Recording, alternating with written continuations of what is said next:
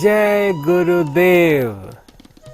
भगवान की कृपा से प्रत्येक प्राणी के अंतःकरण में भगवदीय चेतना नित्य अपने दिव्यता के साथ, भगवदीय सत्ता के साथ आनंद निमग्न है। हम सब भगवान की कृपा का प्रतिक्षण अनुभव करते रहते हैं। इसी क्रम में जब एकादशी की महिमा का वर्णन हो रहा है, तब एक बार युधिष्ठिर जी भगवान श्री नारायण हरि से पूछते हैं, हे माधव, हे केशव, माघ मास के शुक्ल पक्ष की एकादशी जो जया नाम से विख्यात है, इसका क्या फल है? माधव अत्यंत प्रसन्न हो जाते हैं। वे स्मेरानन होकर के प्रसन्न चित्त भाव से युधिष्ठिर को उपदेश करते हैं कि युधिष्ठिर, अत्यंत प्राचीन काल की बात है कि एक बार देवराज इंद्र अपनी सभा में आनंद के साथ बैठे हुए थे। उनके मन में यह विचार आया कि क्यों न मैं पर्वतीय अंचलों में भी जाकर के विहार करूं और उन्हें देखूं। देवराज इंद्र ने, जो कि गंधर्वों के भी अधिपति हैं, उन्होंने कोटि कोटि गंधर्वों को साथ लेकर के कल्प वृक्ष की सुंदर बयार के मध्य वन प्रांत में जाकर के नृत्य, उत्सव, आनंद और उत्फुल्लता के वातावरण में वहां पर संगीत, साहित्य, नृत्य कला और अनुपम विधाओं की नित्य अनुशीलन करते हुए रस निर्झरी बहा दी। और ऐसे परिवेश में वहां पर पुष्पदंत और चित्रसेन नाम के प्रमुख गंधर्व थे, जिनकी प्रमुख भूमिका थी। उसमें चित्रसेन अपनी गृह स्वामिनी मालिनी के साथ अत्यंत मनमोहक नृत्य आदि प्रस्तुत कर रहे थे। गंधर्वों ने परस्पर विहार करते समय उनके बीच में पुष्पदंत नाम के गंधर्व का बालक माल्यवान अत्यंत सुंदर तथा कला में निपुण था। वहीं पर चित्रसेन और मालिनी की कन्या पुष्पवंती अत्यंत सज संवर करके नित्य नूतन प्रस्तुति कर रही थी। दोनों परस्पर समवयस्क होने के कारण बहुत ही सुंदर ताल लय के साथ नृत्य की भंगिमाएं प्रस्तुत कर रहे थे। वहीं पर माल्यवान और पुष्पवंती परस्पर एक दूसरे में आसक्त हो जाने के कारण उनके द्वारा शब्दों का स्खलन हो गया, वे पद विस्मृत हो गए तथा ताल लय में भी त्रुटि हो गई। इंद्र ने इसे अपना अपमान समझा। गुरुजनों के सामने जब बच्चे सावधान नहीं होते तो उनसे त्रुटि हो जाती है, और उनकी त्रुटि इस बात का प्रमाण है कि वे सावधान नहीं हैं।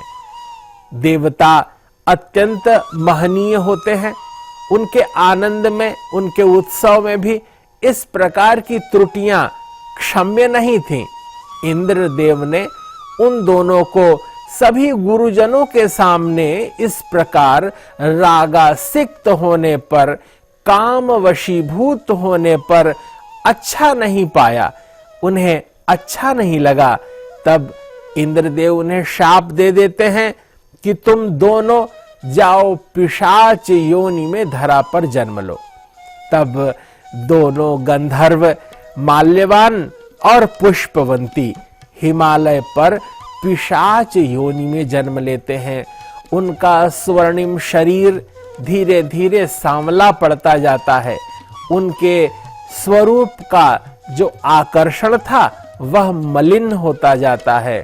उनका मुख तेज रहित हो जाता है। वे कांतिहीन होकर के विवर्ण हो जाते हैं। एक दूसरे के स्वरूप को देखकर वे मन में बहुत ग्लानि करते हैं, पश्चाताप करते हैं, मन में विचार करते हैं कि हम ऐसा क्या करें जिससे हमारे इस पाप का शमन हो। गुरुजनों का निरादर निश्चय ही उनके मौन रहने पर भी हमारे भाग्य में प्रतिकूलता लाता है। इसलिए प्रत्येक क्षण सावधान रहना चाहिए, अपने चित्त को संयमित रखना चाहिए, निरंतर ज्ञानपूर्ण संवाद करते हुए धीर, वीर और गंभीर बने रहना चाहिए। माल्यवान और पुष्पवंती एक दिन इसी प्रकार चिंता में निमग्न थे कि उनके मन में यह विचार आया कि हम भगवान केशव की आराधना करेंगे, भगवान विष्णु जी का ध्यान करेंगे और उन्हीं के नाम का जप करेंगे। और संयोग से उस समय माघ मास के शुक्ल पक्ष की एकादशी थी। दोनों ने प्रातःकाल भगवान का ध्यान करके निरंतर निराहार रहते हुए, निर्जला रहते हुए, अपने जीवन को भगवदार्पित करते हुए, रात्रि में भी कड़कती ठंड में जागते हुए उन्होंने भगवान का ध्यान किया और द्वादशी की तिथि आ गई।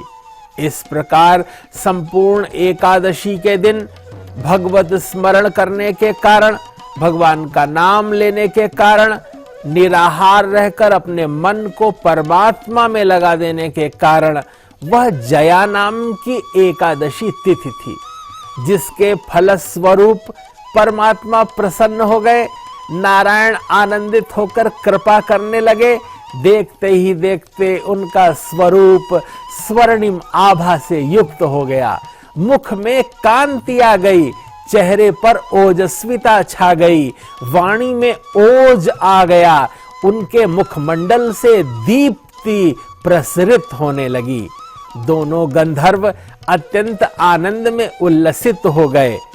पुष्पवंती और माल्यवान अत्यंत आनंदित होकर भगवान को प्रणाम करते हुए देवलोक की ओर विमान से प्रस्थान कर गए। वहां विमान में बैठकर जब वे इंद्रलोक पहुंचे, वहां इंद्र के समक्ष उपस्थित होकर भगवान को प्रणाम किया। इंद्रदेव ने कहा कि तुम दोनों गंधर्व तो पिशाच हो गए थे, तुम्हारी मुक्ति कैसे हुई? किस देवता ने तुम्हें इस पिशाच योनि से मुक्त किया? ऐसा कौन सा पुण्य तुमने किया जिसके फलस्वरूप तुमने अपना यह दिव्य स्वरूप पाया है?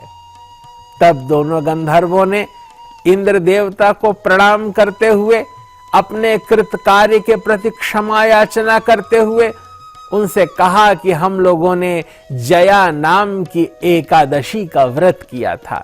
यह भगवान कृष्ण जी को परम प्रिय है। जो कोई भी जया एकादशी का व्रत करता है वह पाप मुक्त हो जाता है। ब्रह्म हत्या जैसे महान पाप से भी वह मुक्त हो जाता है।